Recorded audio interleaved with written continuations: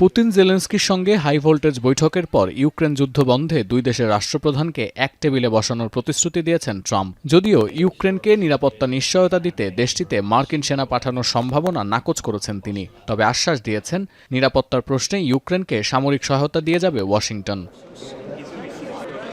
প্রতিক্রিয়ায় কিয়েভ জানায় যুক্তরাষ্ট্র থেকে $9,000 কোটি অস্ত্র কিনবে ইউক্রেন, যদিও এর অর্থ পরিশোধ করবে কিয়েভের ইউরোপীয় মিত্ররা। জার্মান থিঙ্ক ট্যাঙ্ক কেইল ইনস্টিটিউটের তথ্য বলছে সংঘাত শুরুর পর নেটোর সদস্য দেশসহ যুক্তরাষ্ট্র থেকে $36,000 কোটি আর্থিক, সামরিক ও মানবিক সহায়তা পেয়েছে ইউক্রেন। এ তালিকায় আছে নেটোর 29 সদস্য রাষ্ট্র। এছাড়াও কিয়েভকে সহায়তা দিয়েছে পশ্চিমা জোটের বাইরে থাকা 12টি দেশ: Australia, Austria, Cyprus, Ireland, Japan, Malta, New Zealand, দক্ষিণ কোরিয়া, সুইজারল্যান্ড, চীন, তাইওয়ান ও ভারত। সহায়তা এসেছে ইউরোপীয় ইউনিয়ন থেকেও। এই $36,000 কোটি মধ্যে সামরিক সহায়তা বাবদ এসেছে প্রায় $17,000 কোটি, $16,300 কোটি এসেছে আর্থিক সহায়তা হিসেবে, আর মানবিক সহায়তা বাবদ $2,400 কোটি পেয়েছে ইউক্রেন।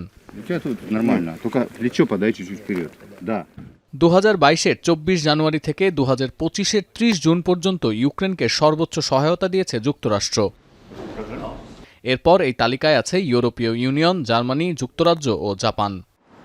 দেখা যাচ্ছে ইউরোপের মিত্র দেশগুলো থেকে $19,500 কোটি সহায়তা পেয়েছে ইউক্রেন, আর মার্কিন যুক্তরাষ্ট্র একাই দিয়েছে $13,400 কোটি। যদিও কিয়েভকে $30,000 কোটি সহায়তা দেওয়ার প্রতিশ্রুতি দিয়েছিল ইউরোপের মিত্ররা, আর যুক্তরাষ্ট্রের প্রতিশ্রুতির অঙ্ক ছিল $13,900 কোটি। যদিও ট্রাম্পের দাবি ওয়াশিংটন একাই $30,000 কোটি বেশি সহায়তা দিয়েছে কিয়েভকে, তবে ইউক্রেনীয় প্রেসিডেন্টের সঙ্গে ওভাল অফিসে প্রথম সাক্ষাতে অপ্রীতিকর পরিস্থিতি সৃষ্টির পর ইউক্রেনকে সহায়তা দেওয়ার লাগাম টেনে ধরেন ট্রাম্প।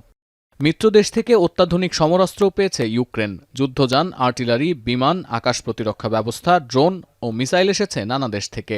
এর মধ্যে প্রতিবেশী দেশ থেকে সর্বোচ্চ 354টি ট্যাঙ্ক পেয়েছে কিয়েভ, আর ইউক্রেনীয় সেনাবাহিনীকে 305টি আধুনিক যুদ্ধযান, 201টি হাউইটজার আর্টিলারি, 18টি এয়ার ডিফেন্স আর 41টি হিমার্স রকেট লঞ্চার দিয়েছে যুক্তরাষ্ট্র।